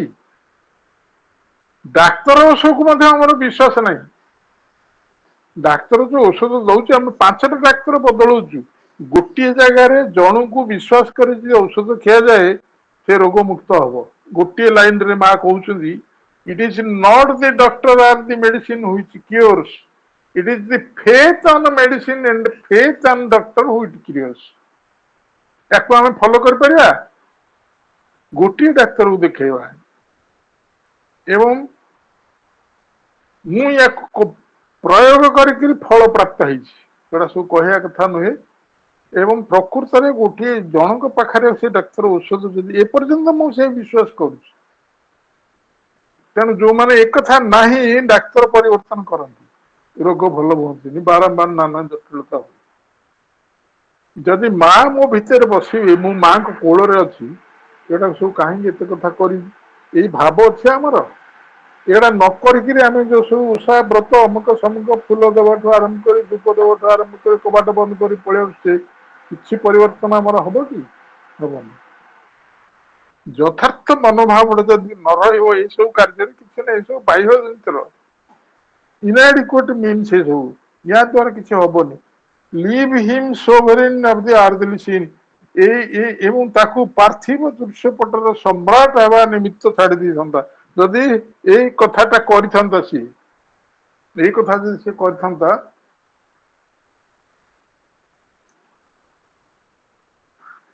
ତେଣୁ ତାକୁ ସମ୍ରାଟ ହେବା ପାଇଁ ଛାଡି ଦେଇଥାନ୍ତା ପୃଥିବୀ, କିନ୍ତୁ ସେଇଟା କଲାନି। ଯଦି ଜଣେ କୁହାଯାଏ ମାଙ୍କୁ ସମ୍ପୂର୍ଣ୍ଣ ରୂପେ ଭକ୍ତି ଭାବରେ ତାଙ୍କର କୃତଜ୍ଞତା ଜଣାଅ, ହୃଦୟରେ କୃତଜ୍ଞତାକୁ ସ୍ଥାପନ କର, ତାକୁ ଧାରଣ କର, ସିଏ ତୁମ ପାଖରେ ଅଛନ୍ତି ବୋଲି ମନେ କର, ସିଏ ତମକୁ ଭଲ ପାଉଛନ୍ତି ବୋଲି ମନେ କର, ତୁମେ ତାଙ୍କର ବୋଲି ମନେ କର, ତୁମ ଶରୀର ସବୁ ତାଙ୍କର ବୋଲି ମନେ କର, ତାହେଲେ କେଡେ ବଡ ପରିବର୍ତ୍ତନ ହବ ଦେଖିଲେ। ଉପରେ ଠାଉରିଆ କି କହିଲେ ହବନି, ହୃଦୟ ଭିତରୁ ସେ ଭାବ ଆସିବାକୁ ପଡିବ। ଯଦି ଏଇ ଭାବରେ ଜଣେ ବାସ କରେ, କେତେ ପରିବର୍ତ୍ତନ ତା ଭିତରେ ହବ, କିଭଳି ଭାବରେ ସିଏ ଏସବୁ ମୁକ୍ତ ହବ। ସେଇଥିପାଇଁ ସେ କହୁଛନ୍ତି, ସେଥିପାଇଁ ପ୍ରଭୁ ସେୟା କହିଲେ, ମଦର ଲଭ୍ସ ମି, ଆଇ ଏମ୍ ହର୍ସ। ମା ମତେ ଭଲ ପାଆନ୍ତି, ମୁଁ ତାଙ୍କରି। ସରିଗଲା କଥା। ସେ ନିଶିକାନ୍ତ ସେୟା କହିଲେ, ଆପଣ ମତେ ଭଲ ପାଆନ୍ତି, ଓ ଡାକ୍ତର ନାହିଁ, ଆପଣ ପାଦ ଦିଟା ମୋ ଛାତିରେ ରଖନ୍ତୁ, ମୁଁ ମୁକ୍ତ ହେଇଯିବି। ଏହି ଭାବ ଅଛି। ସେ କେତେ ଦୁଃଖ ଯନ୍ତ୍ରଣା କଷ୍ଟ ସହିକିରି ଆଶ୍ରମ ରହିଲେ। ତାଙ୍କ ଇତିହାସ ଯଦି ପଢିବେ, କୋଉ ରୋଗ ତାଙ୍କୁ ନ ହେଇଛି ଏମିତି କଥା ନାହିଁ। ଜଣେ କହିବ ଆଶ୍ରମ ଭିତରେ ଥାଇକି ତାଙ୍କୁ ଏତେ କାହିଁକି ହେଲା, ତାଙ୍କ ଭିତରେ ଯୋଉ ସବୁ ଅସଂସ୍କୃତି ଥିଲା, ସେଥିପାଇଁ ସେ କହୁଥିଲେ ତମ ଆଶ୍ରମରେ ରହିବାକୁ ଯୋଗ୍ୟ ନା, ମୁଁ ଏଇଠି ହିଁ ରହିବି। ତେଣୁ ସେଇଟା ସବୁ ପ୍ରକାଶିତ ହେଲା ବାହାରକୁ, ରୋଗ ଆକାରରେ, ଅସୁସ୍ଥ ଆକାରରେ ସବୁ ବାହାରିଲା ହେଲା। କିନ୍ତୁ ମାଙ୍କ ଶକ୍ତି ବଳରେ ନିର୍ଭରତା ଥିବାରୁ ସେ ବଦଳିବେ। ସେଇ ନିର୍ଭରତା ଆମର ଅଛି କି? ନିଜକୁ ଆମେ ପଚାରିବା। ଆମେ ଯେତିକି ଡାକ୍ତରର ଔଷଧ ସାଙ୍ଗେ ନିର୍ଭର କରୁଛୁ, ମାଙ୍କ ଉପରେ ସେତିକି ନିର୍ଭର କରୁଛୁ କି? ଏବଂ ତାର ଉତ୍ତର ଆମେ ପାଇବା କୁଞ୍ଚ କୁଞ୍ଚ ହବା, ହଁ ଅଛି, କିଛି କିଛି ଅଛି, ନାହିଁ, ତାଙ୍କ ଉପରେ ନିର୍ଭରତା ନାହିଁ। ସେ ଯଦି କହିଲେ କରୋନା ଆସୁଛି, ତମେ ଇଞ୍ଜେକ୍ସନ ନିଅନି, ଆଉ ନ ହେଇକି ରହିପାରିବା? ଦିଟା ଇଞ୍ଜେକ୍ସନ ନେଇକି ମରିବି। କିନ୍ତୁ ତାଙ୍କ ଉପରେ ଯଦି ନିର୍ଭରତା ରହିବ, ସେଇ ଅନୁସାରେ ମଣିଷ ମୁକ୍ତ ହବ। ସେଇଭଳିଆ ସେ ସମ୍ରାଟ ହେଇପାରିଛନ୍ତି। ଯେହେତୁ ସେତେବେଳେ ମହାବିଚାର ବୁଦ୍ଧି ଆଦି ମହାଶକ୍ତି ଅକ୍ତିଆର କରିପାରିଥାନ୍ତା, ସେଇ ବିଚାର ବୁଦ୍ଧି ଏଇ କାମ ଯଦି କରିଥାନ୍ତା, ସେ ଶକ୍ତିକୁ ହାସଲ କରିଥାନ୍ତା। ବିଚାର ବୁଦ୍ଧି ଅନ୍ୟତ୍ର ସ୍ଥାପନ ନ ହେଇକିରି ସେଇ ବିଚାର ବୁଦ୍ଧି, ସେତେବେଳେ ମହାବିଚାର ବୁଦ୍ଧି ଯା ଆଦି ଶକ୍ତି ଅକ୍ତିଆର କରିପାରିଥାନ୍ତା। The reason then might grasp the original force, ଆଦି ଶକ୍ତିକୁ ରିଜନ ଗ୍ରହଣ କରିପାରିଥାନ୍ତା ଏବଂ ମହାକାଳର ପଥରାଜି ଉପରେ ତାର ପଥ ଚଳାଇ ନେବା ନିମିତ୍ତ। ମହାକାଳର ପଥରାଜି, ଆମେ ସବୁ ମହାକାଳର ପଥିକ। ଜନ୍ମ ହେଲୁ ମରିବୁ, ଆଉଥରେ ଜନ୍ମ ହଉ ମରିବୁ, ଆଉଥରେ ଜନ୍ମ ହଉ ମରିବୁ, ତାର ପଥିକ ସବୁ ଆମେ ସବୁ ସେଇ ବାଟରେ ଯାଉଛେ। ତେଣୁ ସେ ଯୋଉ ମହାକାଳର ଯୋଉ ପଥରାଜିରେ ଆମେ ଚାଲୁଛେ, ମହାକାଳର ପଥରାଜି ତାର ରଥ ଚଳାଇ ଦେବା ନିମିତ୍ତ ସିଏ ଯଦି ବିଚାର ବୁଦ୍ଧି, ଏଇ ବିଚାର ବୁଦ୍ଧି ଯଦି ଆଦି ଶକ୍ତିକୁ ଅତ୍ୟାଚାର କରିପାରିଥାନ୍ତା, ତାହେଲେ ସଂସାରଟା ଉଲ୍ଟି ଯାଇଥାନ୍ତା, ପୁରା ଆରପଟକୁ ପଳେଇଥାନ୍ତା, ଏପଟରେ ନଥାନ୍ତା। ଆମେ ସବୁ ଉପରେ ବିଶ୍ୱାସ କରୁଛୁ ଭଗବାନଙ୍କ ଛଡା। ଆପଣ ନିଜକୁ ଆନାଲିସିସ୍ କରନ୍ତୁ, ଅନ୍ୟ ସବୁ ଉପରେ ବିଶ୍ୱାସ କରୁଛୁ ଭଗବାନଙ୍କୁ ଛଡା। ଭଗବାନଙ୍କ ଉପରେ ଆମର ସେତେ ଦୃଢତା ନାହିଁ। ଯୋଉ ଦିନ ସେ ଦୃଢତା ହୃଦୟରେ ସ୍ଥାପନ ହବ, ସେଇଦିନ ଆମର ସବୁ ଅନେକ ପ୍ରୋବ୍ଲେମ ସମାଧାନ ହେଇଯିବ। ଆମେ ଚାହୁଁଛୁ ଏଇଟା ହଉ, ଭଗବାନ କଣ ଆମ ପାଇଁ ଚାହାନ୍ତି ସେଟା ଆମେ ନକ୍ଷତ୍ର ନାହିଁ। ଆମେ ଚାହୁଁଛୁ ଏଇଟା ହଉ। ଇଏ ଆସୁଛି ଆମର ଯୋଉ ଅହଂ ରୂପକ ଭାବ ଆମ ଭିତରେ ଅଛି, ତା ଭିତରେ ଯେ ମୁଁ ଚାହୁଁଛି ମା ଏଇଟା ମୋ ପାଇଁ କରିଦିଅ, ତାହେଲେ ମୁଁ ତମକୁ ମାନିବି। तम मुंडरे पानी ढाली जदि मोर ये जिनस संकल्प तुम पूर्ण कर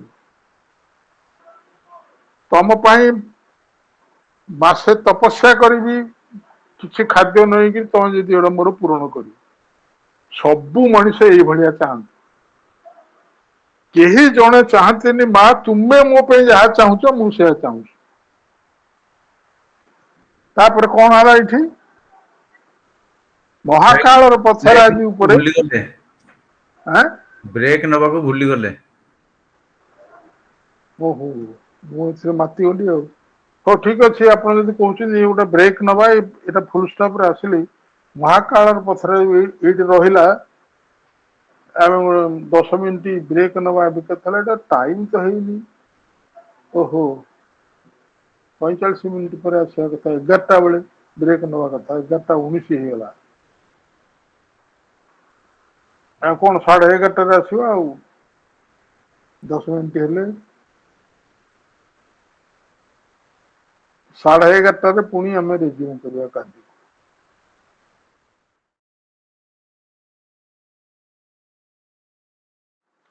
बंधुगण मुझे अधिक समय नहीं गली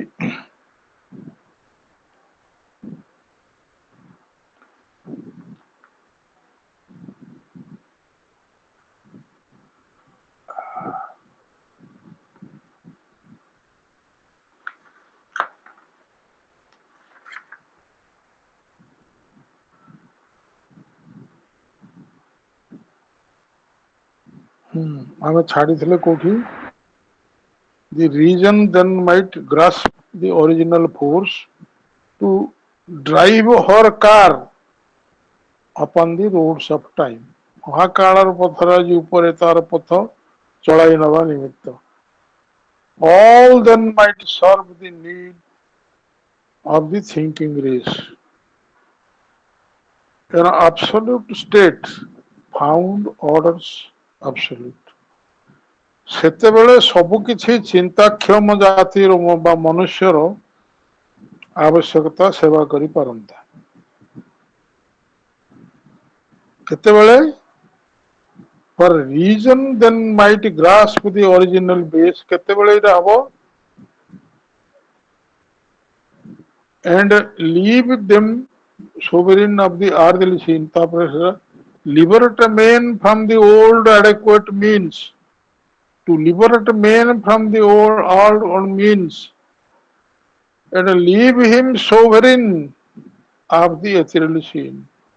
पुरातन अप्रचुर पंथा सब को मनीष को मुक्ति देवा को एवं ताकू पार्थिव दृश्य पटर सम्राट हवा निमित्त छाड़ी देता जेहेतु सेतेबेले महाविचार बुद्धि आदिशक्तिर अंतर्भुक्त हो पारता महाकाल पथराजी उपरे चल पार इत्यादि सबू किछि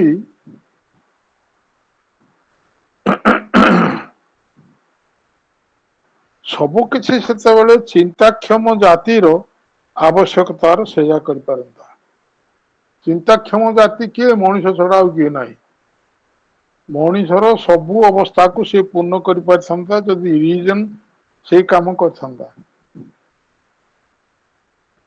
आम भी जदि से काम करवा ताले आमर समस्त से भिन्न आम आवश्यकता सी पूर्ण कर यदि संपूर्ण रूपे कृतज्ञतार हृदय कृतज्ञतार भाव सहित तांको आम निर्भरशील हवा सी आम सबकि करदे an absolute state found orders absolute फलरे निरंकुश परम राष्ट्र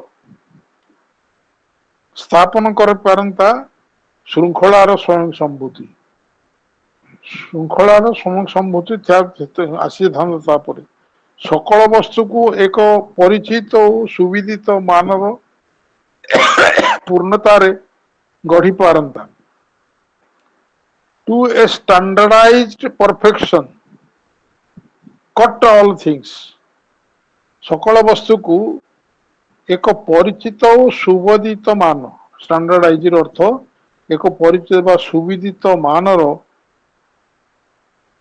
परिपूर्णतार गढ़ी पारंता टू कट ऑल थिंग्स सब किछु ता देरे गढ़ी पारंता समाज रे एक यथार्थ सठिक निर्भुल जंत्र गढ़ी पारंता in society build a just exact machine. Then science and reason, careless of the soul, could iron out a tranquil, uniform world.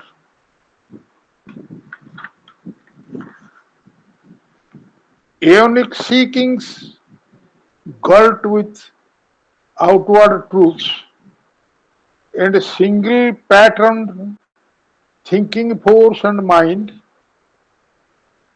inflicting matter's logic on spirit's dreams,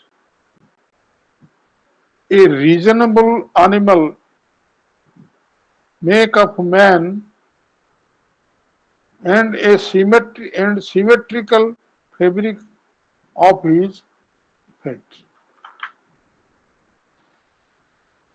अनेक गुरुत्वपूर्ण कथा एथिरे प्रभु उठेइछन्ती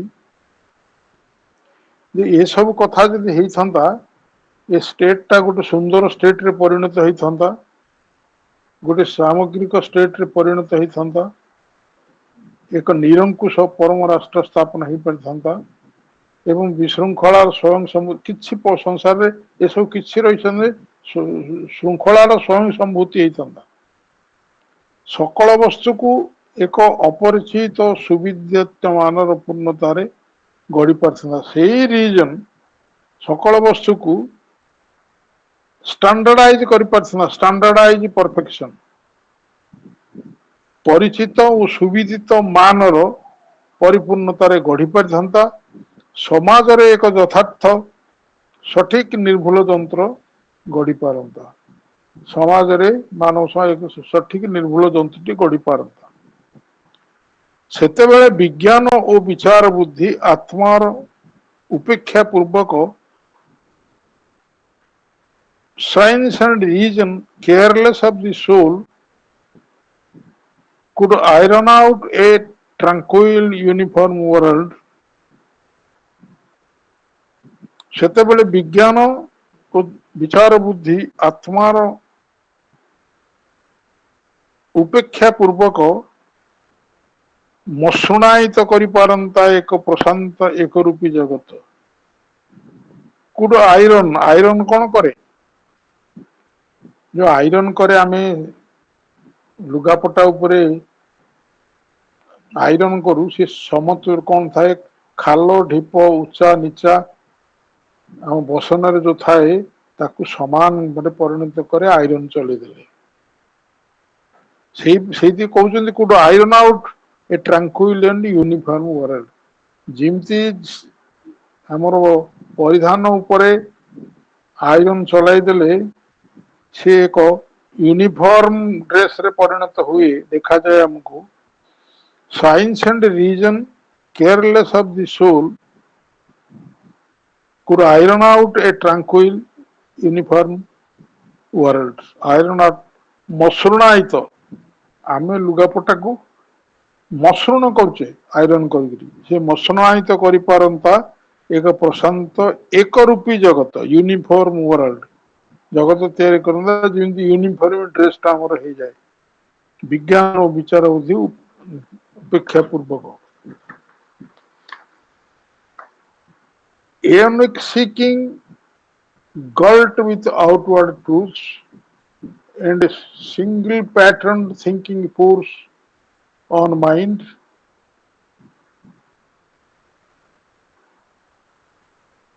inflicting matter's logic on spirit's dreams, a reasonable animal make of man and symmetrical fabric of his life.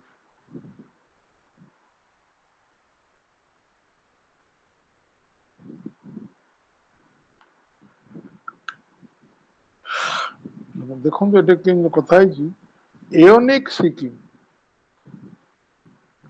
जुग जुगांतर अन्वेषण ମଣିଷ ଯୁଗ ଯୁଗାନ୍ତର କଣଟା ଅନ୍ୱେଷଣ କରୁଛି, କଣ ତାର କ୍ଷୁଧାରେ ଅଛି। ଅମୁକ ଜିନିଷ ସମୁକ ଜିନିଷ ସମୁକ ଜିନିଷ ସମସ୍ତ ଜିନିଷ ମୋର ଦରକାର ବୋଲି ସିଏ କାହିଁକି ଓଷା ବ୍ରତ କରୁଛି, ପ୍ରଭୁ ମତେ ଏଇଟା ଦିଅ ବୋଲି କାହିଁକି ମାଗୁଛି। ଯିଏ ଯିଏ ମା କହିଛନ୍ତି ତୁମେ ଯୋଉଟା କଣ ମାଗିବ ତୁମ ଦରିଦ୍ର ଭଳିଆ ପରିଣତ ହେବ। ତୁମେ ଯଦି କହିବ ସବୁ, ମୁଁ ଯେହେତୁ ମା ମୋ ପାଖରେ ଅଛନ୍ତି ମୋର ସବୁ ଅଛି, ମୁଁ ଆଉ କିଛି ମାଗିବା କାହାକୁ ଦରକାର ନାହିଁ, ସିଏ ତ ସବୁ ଆଉ। ସିଏ ମୁଁ ଯେତେବେଳେ ତାଙ୍କ କୋଳରେ ବସିଛି ସିଏ ମୋର ସବୁ ସିଏ ଅଭାବ ପୂରଣ କରିବେ। ଏଇ ଭାବ ଉପର ଠାଉରେ ହେଇକରି କହିଲେ ହବନି। ହୃଦକେନ୍ଦ୍ରରେ ଗୋଟେ ଭାବ ସୃଷ୍ଟି କରି ସେ ହୃଦକେନ୍ଦ୍ରରେ ଶୋଇବ। ସେ ସବୁବେଳେ ତା ଭିତରେ ମୋର ଆଉ କିଛି ଦରକାର ନାହିଁ ତମ ଆସ ଆଉ କିସ ମାଗୁ ଯାଚଜ୍ଞା କରିବି ସବୁ ତ ଦେଇଛ ମତେ, ଜୀବନ ପାତ୍ର ମୁଁ ଭରି ଦେଇ ଅଛ ନାନା ମତେ ଅଯାଚିତ। ମନ ପ୍ରାଣ ଶରୀର ଅନ୍ୟ ଆଡକୁ ଗଲେ ବି ହୃଦକେନ୍ଦ୍ର ଭିତରେ କେବଳ ସଦା ସର୍ବଦା ତୁମେ ହିଁ ରହିଛ ଏବଂ ତୁମକୁ ନେଇକରି ମୁଁ ଜୀବନ ଯାପନ କରୁଛି। ଏଇ ଭାବ ଯଦି ରହିବ, ଏ ଯୋଉ କ୍ଷୁଧା ଅଛି ବାହାରେ ଏଇଟା ମିଳିଲେ ସେଇଟା ମିଳନ୍ତା ସେଇଟା ମିଳନ୍ତା, ଏ ସତ୍ୟରାଜ ଏସବୁ ଆହାର କରିବା ଏସବୁ ନିଜର କରିବା କ୍ଷୁଧା ଅଛି, ସେ କ୍ଷୁଧା ଟା ମନ ଉପରେ ଏକକ ଆଦର୍ଶ ପ୍ରତିରୂପୀୟ ଚିନ୍ତା ଶକ୍ତି ଆକଣ୍ଠ ପୂର୍ଣ୍ଣ କରିଦିଅନ୍ତା। ମନ ଉପରେ ଏକକ ଆଦର୍ଶ ପ୍ରତି ରୂପୀ single pattern thinking force mind ଉପରେ ସ୍ଥାପନ କରନ୍ତା, infecting matters logic on spirit dreams. Spirit capital S ଯୋଉଟା ହବ ସେଇଟା ସେ ଆତ୍ମନକୁ ବୁଝାଏ। ଆତ୍ମନ, ସେ ଆତ୍ମନକୁ ଯୋଉ ବୁଝାଏ ତାର କିଛି ଗୋଟେ ଡ୍ରିମ ଥାଇକିରି ଏ ସଂସାର ଭିତରେ ସେ ଅଛନ୍ତି। ଆମର ଶିରର ଉର୍ଦ୍ଧ୍ୱରେ ଆତ୍ମନ ରହିଛନ୍ତି, ତାଙ୍କର କିଛି ଗୋଟେ ଡ୍ରିମ ଅଛି। ଏବଂ ମହାଜଡର ତର୍କଶାସ୍ତ୍ର ଆତ୍ମନର ସ୍ୱପ୍ନରାଜି ଉପରେ ଆରୋପ କରି ମନୁଷ୍ୟକୁ ଏକ ବିଚାର ବୁଦ୍ଧି ସମ୍ପନ୍ନ ପଶୁରେ ପରିଣତ କରିଛି। ଏବଂ ମହାଜଡର ତର୍କଶାସ୍ତ୍ର, ମହାଜଡର ଯୋଉ ମ୍ୟାଟର୍ସ ଲଜିକ ତର୍କଶାସ୍ତ୍ର ଆତ୍ମନର ସ୍ୱପ୍ନରାଜି ଉପରେ ଆରୋପ କରିଛି। Infecting matters logic on spirits dreams, ସ୍ପିରିଟର ଯୋଉ ଡ୍ରିମ ତାକୁ କଳ୍ପନା ନ କରି, ତା ବିଷୟ ଚିନ୍ତା ନକରି ମହାଜଡର ତର୍କଶାସ୍ତ୍ର ଏଇଟା ଯେହେତୁ କରିନୁ ଏଇଟା ହବନି। ଏ ତର୍କଶାସ୍ତ୍ର ତୁ ଏୟା କର ଏୟା ହବ, ଏହା ଯଦି ନ କରିବୁ ଏଇଟା ହବନି, ତର୍କଶାସ୍ତ୍ର ତା ଉପରେ ଇଏ କରିଥାନ୍ତା। ଭଗବାନ ପ୍ରାପ୍ତି ହେଲେ ଆଉ କିଛି ତର୍କଶାସ୍ତ୍ର ଦରକାର ନାହିଁ, ସିଏ ସବୁ କରିଦେବେ। ମନୁଷ୍ୟକୁ ଏକ ବିଚାର ଶକ୍ତି ସମ୍ପନ୍ନ ପଶୁରେ ପରିଣତ କରିଛି। ବର୍ତ୍ତମାନ ମଣିଷକୁ ଏକ ବିଚାର ଶକ୍ତି ସମ୍ପନ୍ନ ପଶୁରେ ପରିଣତ କରିଛି। ତାର ଅଙ୍ଗଭଙ୍ଗୀର ପ୍ରତିସମ ଜୀବଜନ୍ତୁ ପ୍ରସ୍ତୁତ କରନ୍ତା। A symmetrical fabric of his life, ତାର ଅଙ୍ଗଭଙ୍ଗୀର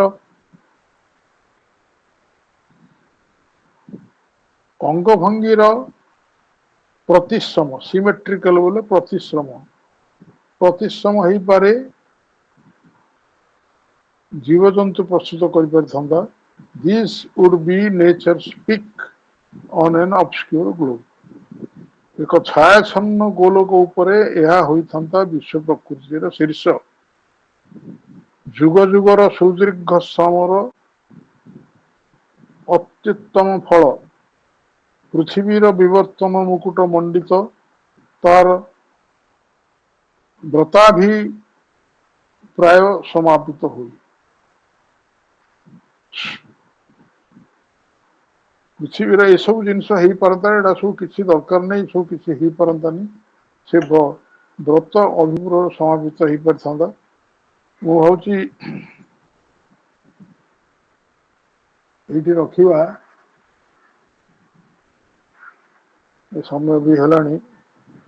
आर थरक ये बड़का जिनस ये बड़ बुझाक अच्छे भितर बहुत जिनस बुझार अच्छी आम आर थरक आपको आलोचना करवा आपण मान समस्त को धन्यवाद दे एवं माँ श्री अरविंद चरण तले कृतज्ञता जन मोर वक्तव्य आज शेष करुच्ची माँ समस्त मंगल करंतु मु प्रार्थना करुच्ची समस्ते सावित्री को भल पातु एवं सावित्री मंत्र सब बेले समस्ते जो उच्चारण करने फल से मंत्र प्रभाव समस्त पड़ो यहाँ मुझे कहूनी माँ कही तुम जब रेगुलाली सावित्री पढ़ रेगुलाली प्रतिदिन धारावाहिक भाव में पढ़ ताहले तुम भीतर गोटे आलोक जली उठिव से आलोक हम चैत आलोक सी सब कर किंतु से अनुभव नहीं सावित्री पाठ करा हम आउ बुझीपारनी अमुक पारनी सब किसी मागुच तुम बुझा दरकार नहीं तुम बुझीपार